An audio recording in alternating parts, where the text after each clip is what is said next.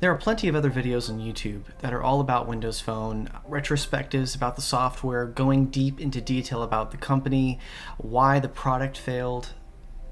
This is not one of those videos. This is a little bit unique. I haven't seen anyone on YouTube put together a Windows Phone video like this, and I hate to admit it, but it kind of breaks my heart a little bit. Because there is something to Windows Phone.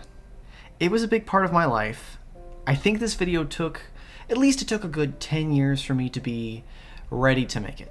So as much as I hate to admit it, this one might be a little emotional. I'll do my best to refrain from acting weird about it though, so don't worry. What is Windows Phone?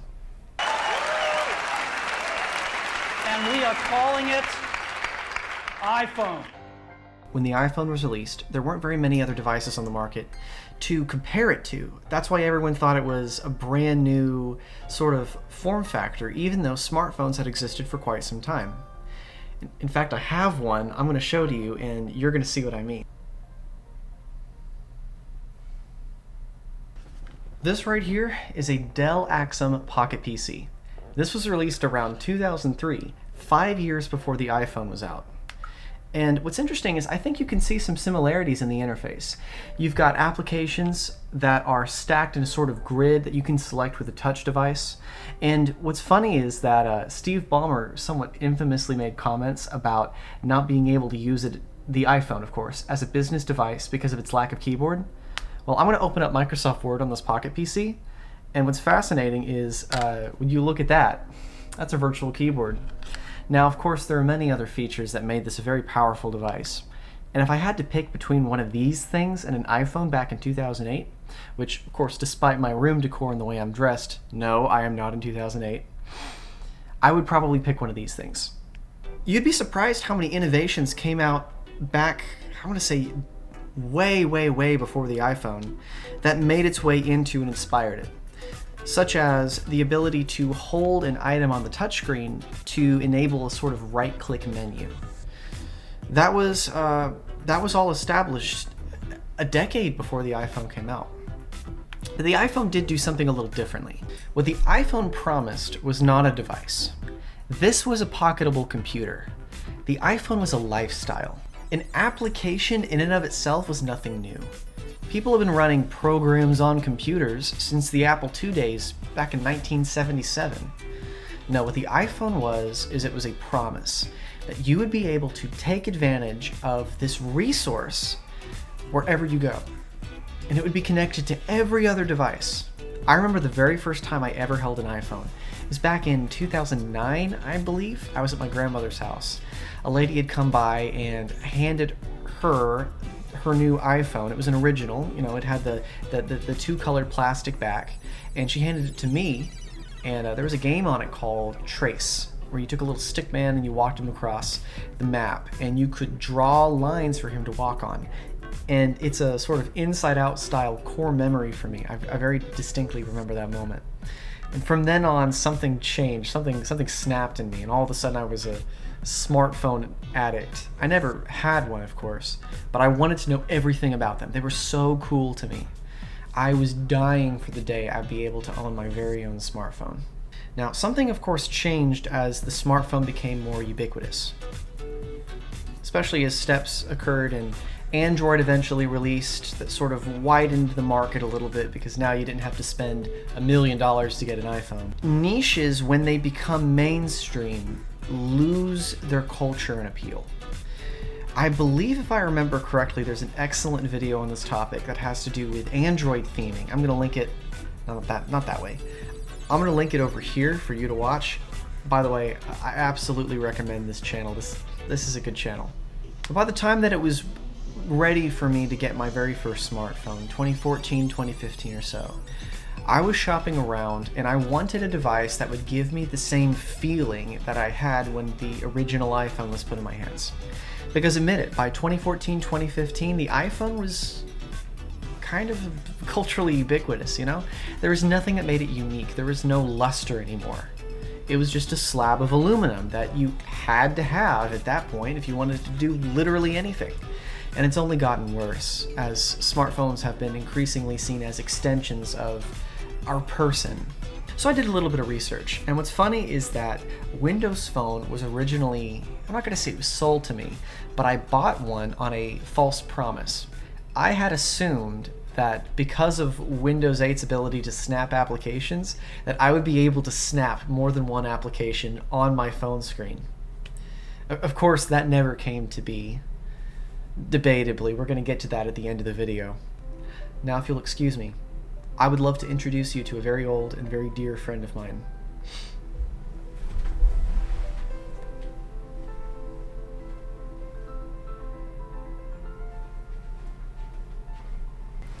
This right here is my first smartphone. This is a Nokia Lumia 900 running Windows Phone 7, which I have to say, if I could go back and use a mobile operating system that would have the apps I would need for it to run properly as a modern smartphone, I would go back to Windows Phone 7 in a heartbeat. And there are about a million reasons why. First off, I want you to pay attention to something as you're opening different applications. Have you noticed the animations that they incorporate into the operating system? There's a sort of fluidity to Windows Phone that looked unusual, I mean, futuristic in 2011, but it still looks futuristic to this day. It's very curious. They put a sort of strange emphasis on topography and animation while everyone else was trying to put more pixels into their screen, and I think it paid off. For one, if you noticed, all the dead space on the screen is taken up by solid black. That's exceptionally unusual for the time. There was no dark mode in nearly anything back in 2011 when this operating system first released. But this had a true dark mode for almost everything on the system. On top of that, this screen resolution is about 800 by 600, which is, I'm going to be honest, is extremely small. But you can't even tell because the colors just pop right off the screen. The text is so crisp. It's got that Zune aesthetic. You notice the orange and the purple? It had a spunk to it. I want you to watch this ad for a little bit, and I want you to tell me what you think of it. The smartphone. It's come a long way. What started out as a nice thing to have is now the most important device in our lives. But the industry has hit a wall. Each new phone is just a slightly better version than the one before it, adding to what has become a sea of sameness and a focus on apps over the phone experience itself. Don't get us wrong, we love apps, but current smartphones make you use them one at a time, in and out, and on to the next app. Then the next, and the next, rarely working together. So, what do we do now? We start over with a different kind of phone that doesn't make you go in and out of apps, but lets you glance and go. A new experience that keeps your life in motion and lets you flow seamlessly through integrated hubs. Hubs that pull the stuff you want and bring it all to one place. This isn't the next chapter in the story of the smartphone. This is a new beginning. The new Windows Phone 7 series.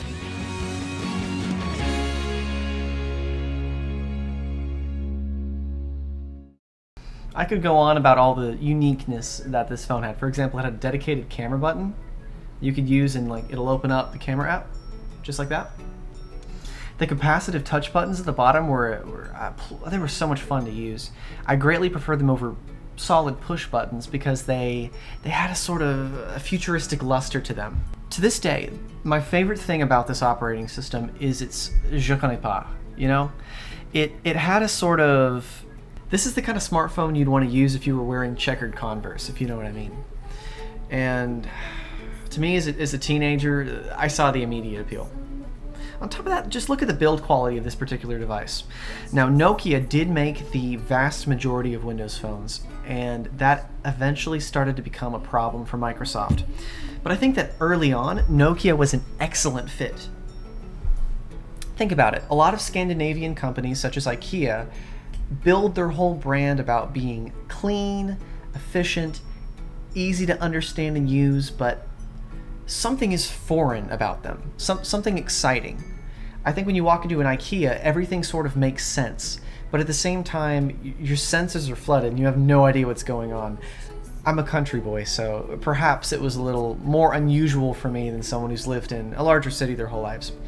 But I felt the same thing out of this device. I mean, look at it. It's got a power adapter here at the top of the device, alongside the headphone jack. It's got this wonderful plastic unibody that reminds me of a candy bar. And this shade of blue right here, this is still my favorite color to this day. You whip this thing out and people, their heads turn, you know? And it's not that I wanted this device because of the head turning, but it was very easy to fall in love with. I think something that Windows Phone lost over time, and if you've ever experimented with Windows Phone 7, you can very clearly see this principle on display. Other people's phones had a tendency to slow down over time. Either you open an app and it lags a little bit, or I guess what I'm trying to say, there were quirks in the other operating systems. For example, you push an iPhone icon, and if you don't remember, back in the day, you'd click a sort of heavier app, and it would just sit there for like a half a second, and then it would fill the full screen. No, on Windows Phone, they sort of mitigated this effect by keeping everything moving all of the time. The panorama menus that would allow you to sort of wrap around the interface, it kept you busy. You always felt like your phone was alive and responding to you. From iOS 7 onwards, Apple tended to mitigate this problem by using a sort of, I don't think there's a name for this, but if you were to slide a panel, or if you were to operate your phone, it was never a, you perform an action and then it animates. It would always do so fluidly. If you're using an iPhone right now, you can try this yourself. That's sort of modeled after the iPhone X, where it doesn't have a button at the bottom, which I suppose every iPhone has been for the past 7 years now. You can take your thumb and you can actually slide it back and forth, and on that little panel thing at the bottom of the phone, and you can go between all of your most recent applications, and it feels very instant, you know? macOS has the same thing, where you take 3 fingers, you put it on the trackpad, and you can, or I guess it's 4 fingers, and you can go through all your different virtual desktops. Windows Phone wasn't quite like this. It was like Android in that you tell the phone to do something, and then it does it. But it does it in such a creative way. Everything is animated, it feels alive.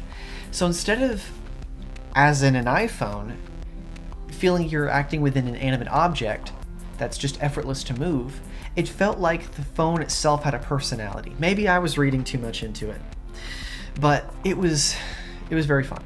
On top of that, and I really wish I could show this to you, I might put some photos on the screen here. A lot of the apps were taken off the store, so I really can't, I can't do it justice, okay?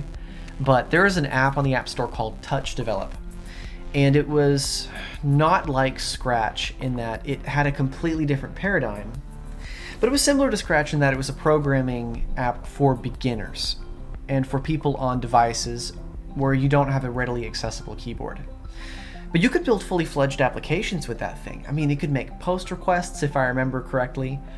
You could call things from the web, you could use a fully native toolkit, and then you could take these little apps that you made on your phone on the go, and you could pin them to your start screen, or even share them with friends who also had Windows phones, which of course I didn't have. Neither friends nor friends with Windows Phone. I remember being able to do that, and you know, I'd be able to show that to friends who are on iPhones and Androids, and they thought it was really cool. There really was nothing like it for either of those platforms at that time. And to this day, there still isn't, and that kind of kills me a little bit. Now, the app gap did technically exist back in the Windows Phone 7 days, but it was mitigated in a somewhat strange way. You see, like I mentioned earlier, when a niche becomes mainstream, it sort of loses its culture, but Windows Phone never had a big part of the market share. In fact, the only time it had a big piece of the market share, and we'll get to this later, is when it sort of traded in a little bit of its personality. And I think that might have been a mistake. But the community at that time, and I hate to use that word, but it was very tight-knit. Very, very, very tight-knit. For every app and service on the web, someone had put together a application from scratch themselves with their own personality in it, and conforming to Windows Phone design specifications. Because Windows Phone at that time was the easiest platform to develop apps for. You could just use C# right out of the gate.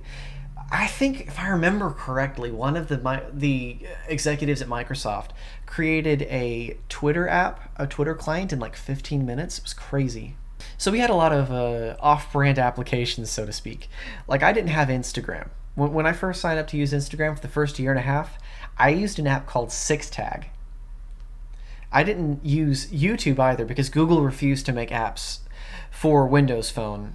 I actually used a program called Tubecast, and I was very fond of it.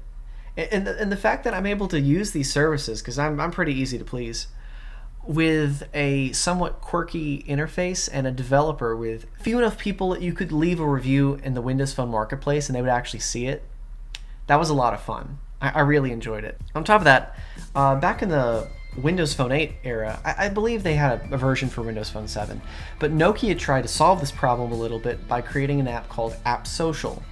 And it was an app where you could create groups of apps and then share them with people as if it was like Pinterest. It was fun, it was fascinating. And if I remember correctly, I was at the top of the leaderboard. I had created more app lists than any other person on Windows Phone. And as a 14-year-old, I thought that was the coolest thing on the planet because my standards for myself were really, really low. Oh, duh, how could I forget? There was an app on the store at this time that I was never able to use because it was a little bit before my time, called I'm a WP7. And I can call it a social media app. I'm not really quite sure if that fits the bill though. You could create a little avatar in the program, and then I think you could post updates on a status wall. But it had like 50 little micro apps built into it. I think the developer was just throwing things at the wall to see what would work. I remember, if I remember correctly, when Windows Phone 8 came out, he renamed the app to Outsider. And at some point down the line, the guy who ran the app wanted to gatekeep and raised the price to $1,000 just so that nobody would get in. And I hate to admit it, but if I had $1,000 to spend, I think I would drop it on that app just to see what he would do. That would be so much fun. Oh, how could I forget the cave?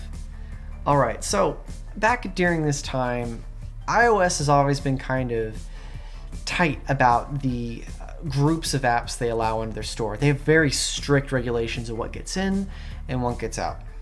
Android is a little bit looser on this, but Android's always been full of crazy spyware or whatever. Now, Windows Phone's a little bit of an odd bird because Microsoft wanted to get as many developers on the platform as possible, but to the best of my knowledge, there were never any security vulnerabilities found because this platform is pretty locked down. And on top of that, the market share was so small, nobody wanted to try and crack it. Because who are you going to crack the phones of? Like 1,000 people at the most? So the people who ended up making apps for the phone were just meme lords. It was the craziest thing. There were so many apps that you could easily find on the store that were complete and utter jokes that there were really no equivalents for on other platforms. Like, I remember this one that was this cave choose your own adventure, and it kills me that it's not on other platforms because I get super nostalgic for it all the time. It was this really dumb choose your own adventure game where you could, choose different paths, and I think it was probably made by maybe 3 teenagers in their free time. They would narrate the story of the choose your own adventure with a really bad microphone. Like, you'd walk in and they'd show a picture of a cave on the screen with 2 native looking buttons beneath it, and the guy'd be like, "You enter a cave, which way do you go?" And it'd have jokes about like, "Oh, there's a fridge. Do you eat the pizza or the potato salad?" And you could I can't even describe it to you. It kills me. It kills me I no longer have access to apps like this. It's almost like a whole world of Flash games and whatnot got wiped overnight and nobody cares but me. Man, it sucks. For a platform that was famous for its app gap, just watch me rave about my favorite applications all day that I'm never going to get on other platforms. It kills me, man. Now, they finally did port Fantasia Painter over to Android. And what's funny is they actually kept the Windows Phone interface. So it's the only app on the Android store that I'm aware of, maybe besides Z Player, that has a very Windows Phone looking interface. It's so bizarre. But I remember this was a fully functional, or at least mostly functional, Photoshop alternative you could just use on your phone. It was crazy, man. I mean, other people are sitting there watching me do like photo blends and also the crazy stuff directly from my phone. Yeah, what app gap? What app gap? What apps do you have that I can't get? Google Plus?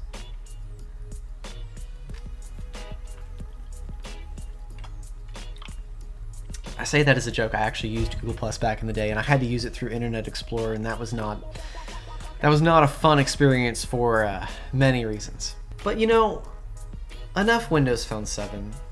What came next? I got this phone late 2013. And that was about when Windows Phone 7 was being phased out. Windows phones had never been cheaper than in late 2014. They used subpar components. In fact, you're going to think this is funny. The phone that I had in this time period didn't even have a selfie camera, which, by the way, what teenage girl is going to want to use a phone that doesn't have Snapchat or a selfie camera? It's essentially useless to them. But of course, me being biased, I had to pick up one anyway. So this right here is the official orange Nokia case on the back of the phone. You can kind of see. It's very, very, very glossy. In fact, it's very 2014. I don't know if you remember the design language around that time, but it was very, I want to say natural.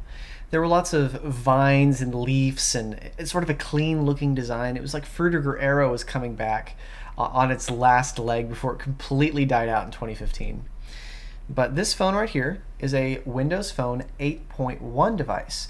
I do not own any Windows Phone 8s, but I feel like this is enough of a difference that I can sort of walk you around. The obvious first difference is that this navigation bar here at the bottom is no longer capacitive. It is in fact, I don't think, will it work? I don't have that turned on this phone. It's actually part of the touchscreen, which is kind of sad. I mean, at the time I thought it was pretty cool, but I'll admit, it breaks my heart just a little bit. I want to make this messenger icon a little bigger so you can see the effect I'm going to show you. A big part of Windows Phone 8.1 is that they finally introduced background images. Older versions of Windows Phone did not have a notification panel or a background image because the idea was they wanted the phone with its unibody design to look as clean and consistent as possible. So all the tiles could only have an accent color. That was it. If you wanted a white background instead of a black background, you could choose that, but I don't see why you would. It's like choosing the light theme in Discord. Nobody does it. But the reason they didn't really have a notification panel was that you didn't need one. The whole point of the live tiles were that they acted as your notification panel. You could see your latest notifications inside the apps. I am never going to receive notifications on this thing, but I do think I have a mail application. There we go. You can see, for example, at the top there, I have a mail app. And let's see if I can get this in focus. I have some stuff from Odyssey right there. So that was the idea. You used the live tiles. However, 8.1 tried to introduce some features from other platforms to make it a little more consistent. One of them that I liked a lot was the parallax background effect. You notice when you scroll your tiles, transparent tiles have this sort of window into your wallpaper that scrolls at a slightly different rate than the background. I thought this was an excellent compromise. In fact, that's the one feature of Windows 8.1 I was really a fan of. Then of course it had a notification panel like other devices. If you wanted to snap it here at the top, we now have a quick launch menu. I don't know if you can see the options on that.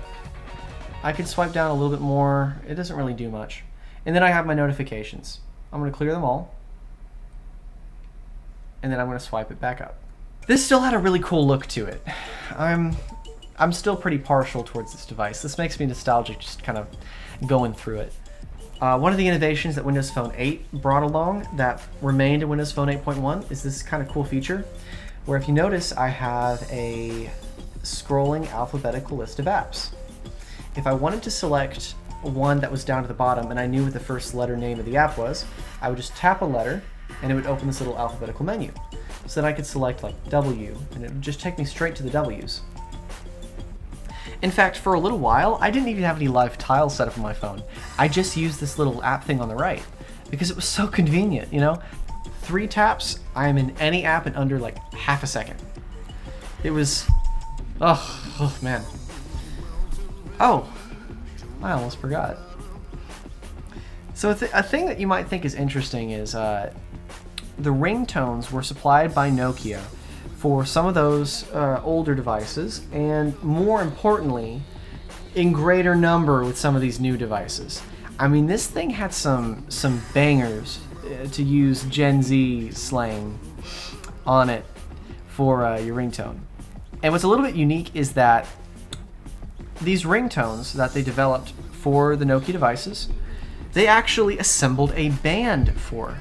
These were not commissioned out to a sound engineer or anything. They had an actual band.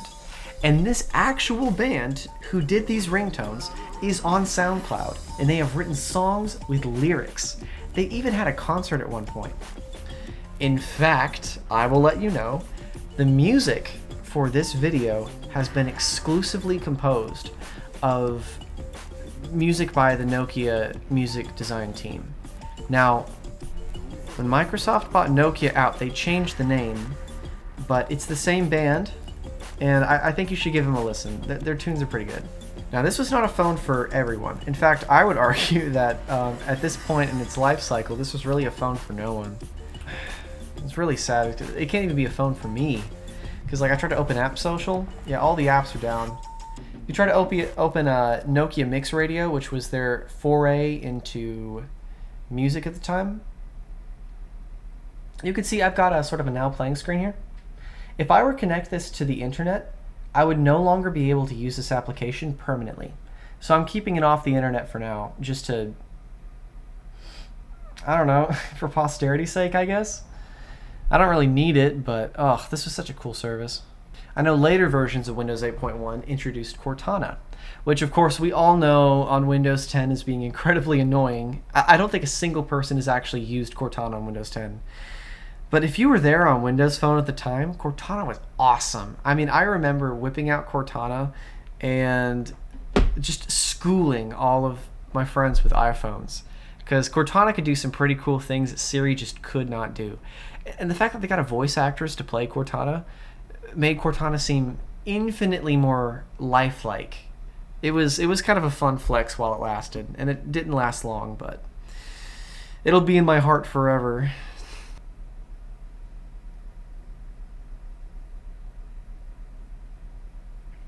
Something you have to understand about me is that I was part of the Windows Insider program back in the day. And I followed along with Windows Phone Central, which then later became Windows Central, religiously. I was on the cutting edge of every single update that came to Windows Phone. I was using I tried to get I had Windows 10 Mobile running on my device about a year before it officially came to market. And I was very excited for the future of Windows Phone. I tried to keep up to date as much as I could, and every beta release that I downloaded made the phone a little bit more unstable. It made it a little bit slower. It made apps crash a little more often. But that was okay. I gave Microsoft a lot of grace. I loved the idea when Nadella brought it out of Windows 10 running on literally everything. You know, where you've got your Xbox running Windows 10 and your Windows Phone running Windows 10, and I was so excited. The idea of being able to use desktop PC apps on the go wherever I was, it was a little too good to be true, I'll just say that. This is the dark ages of Windows Phone we're going to be walking into. This right here is a Lumia 640 XL. All in all, a very impressive phone. I love the plastic body. A little cheaper than before, but you know, it'll pass. It's not very colorful. Doesn't feel very Windows Phone-y. Kind of feels like an old Android phone a little bit. When Microsoft bought Nokia, or at least their mobile phones division, they slapped their logo on the back. And it just doesn't have the same level of class, you know? By the way, forgive if the phone's a little weird. This was my brother's phone back in the day. See, I convinced him to get a Windows Phone, and he had this one for a bit. You notice that the screen on the back is pretty sizable, you know? Like, I mean, this is basically a phablet, as they were called affectionately back in the day. It feels even cheaper than the 640 somehow. I can't quantify it. You'll notice they compromised quite a bit. When they released Windows 10 for mobile, they introduced desktop wallpapers. the design language sort of moved away from I called it the scene-like Metro interface that felt very hip and niche and, I don't want to say like, I don't know the word I'm looking for, like skater? I don't know, I just thought it was really cool back in the day. Now this felt more like it was trying to appeal to an IT market. I'm not really quite sure what they were going for with this. The font spacing, the padding, the lack of animations, the weird sort of delay that occurs whenever I tap something on the screen. I'll show you an example. This right here is a folder with a bunch of broken apps. I'm going to open Microsoft Edge real quick. It didn't open into the app. It sort of opened into the app's splash screen, which then sort of clunkily moved into the app. It's not the same feeling. It feels like Android. Ugh. And they just kept changing things to make them more like either Windows proper or Android. I don't know if you can even see it on this display, but they removed the cool OLED background and they introduced this sort of gray background on all the apps, which looks like Android. And no longer looked as beautiful on an OLED display. I had one hope. I had a single hope for Windows Phone 10 at that point. Because it had really taken away everything I liked about Windows Phone. Continuum. It was a huge feature that Nadella was talking lots and lots and lots about, where you could take your phone and you could plug it into a USB-C hub, you could connect a monitor, a keyboard, and a mouse, and you could use your phone like a proper Windows computer. Man, I was so excited for this. Until I went to a Microsoft store and actually used it. No, you could only use a very small handful of apps on that system. They were all Pocket versions. You know, you're going to be using Pocket Word. You're not using full desktop Word. And probably most damning of all, there were still no draggable windows. I could not even have the mobile version of Word and the mobile version of Edge right next to each other. So what was the point? Why am I not just taking my giant phablet device and plugging a Bluetooth keyboard into it? Or more importantly, why am I not doing this on Android, where I actually have the apps I need to be able to be productive? That was the final nail in the coffin for me. At that point, I switched over to BlackBerry, and I stayed with that ship as long as I could. That might warrant another video in the future. But for a brief moment in time, I revisited Windows Phone. This right here is a device you might not see very many other places on the internet. Now, while this is a somewhat typical Lumia 950, which was the last Windows Phone and potentially the greatest Windows Phone ever made, there's a little trick up its sleeve. This right here is not running Windows Phone 10. It's running Windows 11. I'm going to say because the Lumia 950 had a Snapdragon processor in the same way as the Microsoft Surface devices do. Put my pin in. There we go. Maybe that pin is incorrect. Look, I really don't need attitude tonight, okay? This video is getting long enough. It really didn't take much effort for people in the open source circles to kind of write drivers for the thing. And this is very much an alpha. I mean, this thing has to be plugged in at all times, otherwise the battery just goes straight to zero, and it's missing a ton of features. But this is running a fully fledged version of Windows 11 for ARM. And this is so much fun to play with. Like I said, it's so slow, there really isn't much I can do with it. But it's really fun to imagine that maybe this could have been the future of Windows Phone at some point. It's sort of a cruel twist of fate that I had to leave Windows Phone for 5 years and then tinker with a device I got at an IT garage sale just to be able to get what I wanted out of Windows Phone in the first place, which this doesn't incorporate any of the things about Windows Phone that I love. It's a fun project, but I hate to say it, there will never be a smartphone like Windows Phone ever again. There are many small such communities that are formed around newer smartphones, but the smartphone buzz just will never be the same. The mid-2010s for smartphones, in my opinion, were very similar to the mid-90s for game consoles. You had a bunch of newcomers stepping up, like the 3DO and the CDI, and it was the last sort of death throw for Atari with the Jaguar. And you had all of these competing consoles, as well as new exciting ones, like the PlayStation popping up. And it was the Wild West, so to speak. Everyone was kind of figuring out what was going on. And then we finally sort of resulted in a market that's a lot more stable. The same could be said with smartphones. Ending in about 2014, 2015, there were all of these crazy contenders that just sort of popped up out of nowhere, like the Jala smartphone, or I actually own one of these. Remind me to do a video on this at some point, because this right here is one of the most unusual smartphones I've ever used. Let's look at that booting animation. That is so slick, it's so cool. If only this thing wasn't as powerful as a toaster. But look at it, it's so cute. Sorry, okay, this is gonna be for another video. Think of devices like the BlackBerry Passport. Would you ever see a Passport coming out this year? I mean, the most exciting thing that we have, in my opinion at least, is the Galaxy Fold. And don't get me wrong, this device is a very cool device. Like, I'm very fond of my Fold. This technically has everything I was looking for in a smartphone when I first got interested in the market. In fact, it even has a full Linux shell that I don't play around with super often, but it has come in very handy before in the past. I miss the culture. I miss the culture around Windows Phone, and it's very hard for me to describe what it was like. You just kind of had to be there to be there. Now, with that said, I am sure that there will be things like smartphones in the mid-2010s in the future, just as there were video game consoles in the 90s. I'm sure there'll be something that'll spark my interest in the same way that the very first smartphone did. And I cannot wait for that day.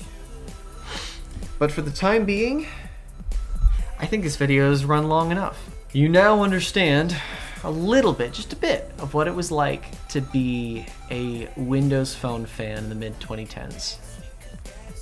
Do you have any thoughts? Were you a Windows Phone person back then, or do you have any questions? I'd love to see them in the comments. Frankly enough, this is a subject I love talking about, and I just haven't been able to talk about it for a long time. And it's a pleasure and an honor to be able to share it with all of you guys on the internet. So with that said, I hope you all have a great day, and I will see you later.